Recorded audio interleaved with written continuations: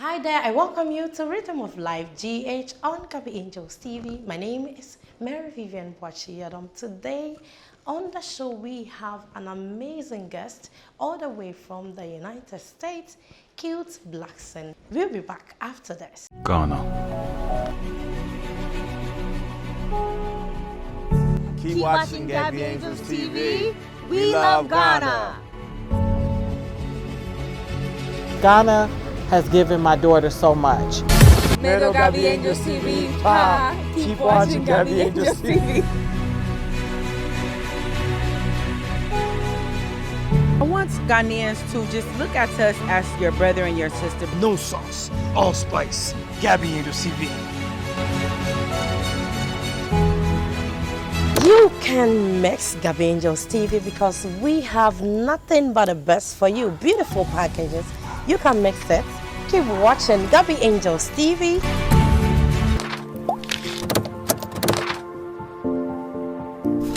Welcome back from the break. If you just tuned in, this is still Rhythm of Life GH on Gabby Angels TV. And I told you we are having a very special guest. He is a transformational leader.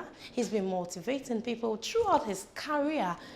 Kute Blackson has been motivating and inspiring people around the globe. And we are privileged to have him today. So let's go straight into the interview.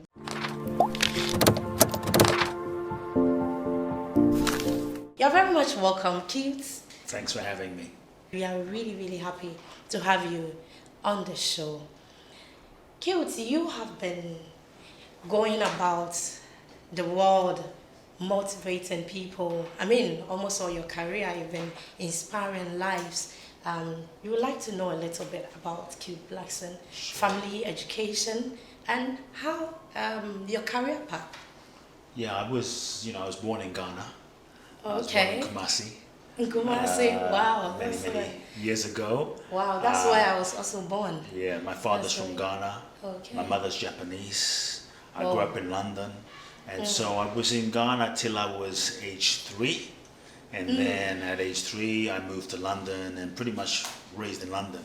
And so for me, my first memories as a young boy, I always felt a deep empathy for people. There was a part of me that felt people suffering very deeply, and I always wanted to, alleviate people's suffering in some way. I didn't know what that would look like, but my first memories as a young boy, I remember seeing a crippled woman crawling on the floor.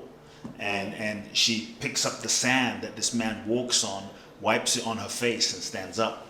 And so week after week, I grew up seeing blind people see and deaf people hear and people stand up out of wheelchairs. The same man whose sand she picked up would look at a woman in a wheelchair and say, "Why are you in this wheelchair? You're not sick, stand up." Or the same man would look at someone with crutches and say, "Throw these crutches away." And so this man was my father. My father built 300 churches in Ghana, West Africa. 300 churches. Wow, It started in Kumasi. He was a spiritual teacher to the king of Asante, Opoku. He was a spiritual teacher to the president, Ignatius. A minister of God and also a chief teacher. as well. Yeah, a chief as well. Wow, that's great. So my father was a very unique man. What's his name? Reverend Prince John Blackson. Okay. Founder of Bethany Fellowship. And so I grew up in this organization, and when I was age 8, I started to speak in my father's churches. When I was 14, I was ordained as a minister. 14? At 14. I was given the mandate to take over my father's organization. But the truth is... So you ordained minister? Yeah, but the truth is, if I'm going to be really honest, when I was around 18, I knew that this was not my path. I felt a different calling to inspire people, a different calling to impact people, a different calling to motivate people in a whole different way. I felt it was meant to be a whole new avenue, new way for the new generation. And so I had to make a very difficult decision. My entire life was set out for me. My entire future was set out for me, was planned for me by people, by society, by my father. But I think deep down, I felt my soul calling me in a different direction. I felt sometimes what your soul guides you to do isn't always convenient, and what your soul guides you to do isn't always comfortable. And so I felt my soul calling me to the US, calling me to America, because from age 8 to 18, I became very obsessed with trying to understand life and psychology and You know, why are we here? Where are we from? Where are we going? What's the purpose of life? Is the purpose of life just to wake up, make money, make babies, go on vacation, buy some clothes, buy a car, and then die? Like, surely there has to be more to life than this. And so I began reading literally hundreds of books in the field of psychology, spirituality, meditation, Eastern mysticism, Western mysticism. By yourself? Just trying to understand life. And through that, I began to feel my life pulling me in a different direction. And I wanted to go to the US. I wanted to go to California, because in California, all of the books I read, many of the teachers and authors of self-help and motivation were from California. And so I thought, this is the Mecca. And so when I was, I would say 18, I chose not to go to university. Everybody thought I was crazy.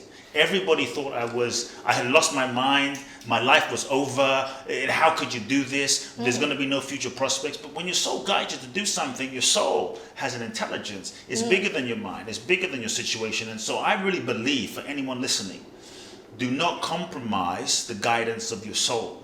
Your soul will always guide you on the right path, with the right people. It may not take you the route that you most expect, but it will take you exactly where you need to be. And so I knew in that moment when I was 18 that as I looked into my future, the unknown path, the expected path. When I looked into my expected path, I saw that I could be successful by everyone's standards. I could build my father's church and I could succeed doing the expectations of everyone else. But if I don't have myself, if I don't have my truth, if I don't have my integrity, what kind of success is that? And if I have to betray myself, then this was just a soul suicide, you know. And if I have to lie to myself now to get love, validation, and approval from everyone else, I'm going to have to lie to myself for the rest of my life. And I think so much of suffering. If you tell one lie, I mean, you need to tell. Keep telling it for all your life. And most of us as human beings, I think we're miserable and we're unhappy because we're lying to ourselves about who we are. We stay in relationships that we know are not right. We work jobs that we know are not right. We say yes when we mean no, and we wonder, and we betray ourselves, and we wonder why we're not happy. And we still stay in out of fear, out of self-preservation, out of comfort, out of familiarity. But this is to be living dead. What people will say. What's that? What people will say. Yeah. This is to be living dead. Go by what people say. You cannot be truly happy living someone else's life. You cannot truly be truly happy being someone that you're not. And so when I realized this at a young age, I made a decision. And you know, as a kid with a very strong father, very strong African father, you know, my father was the type of man that's like, it's his way or it's his way. Very you know, old school Asante. And I had the conversation. I had the conversation with my father and told him I'm not taking over. It was very difficult. It was very challenging. It created a lot of conflict.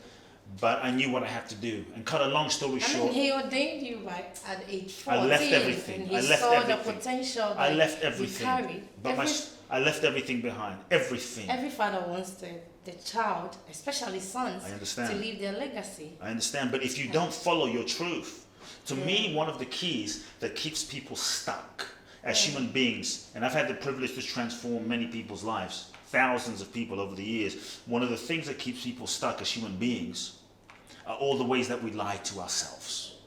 We lie to ourselves. So if I would ask or invite anyone, if they're wondering, where do I start? How do I begin to transform my life? I would invite people to start with asking yourself the question, what lies am I telling myself?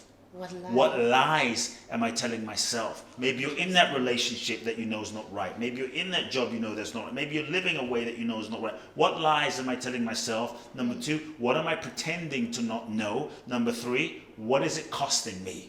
What is it costing me? Sometimes we're afraid of telling the truth because we're afraid of the consequence. Well, if I tell the truth, then my relationship is over. If I tell the truth, I'm going to lose my job. If I tell the truth, people won't love me. And so as a result of the fear of telling the truth and the consequence, we kind of played this game of confusion.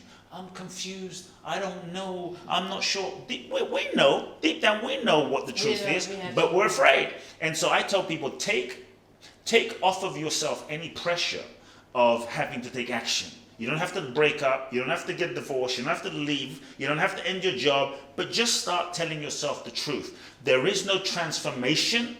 There is no fulfillment. There is no happiness without truth.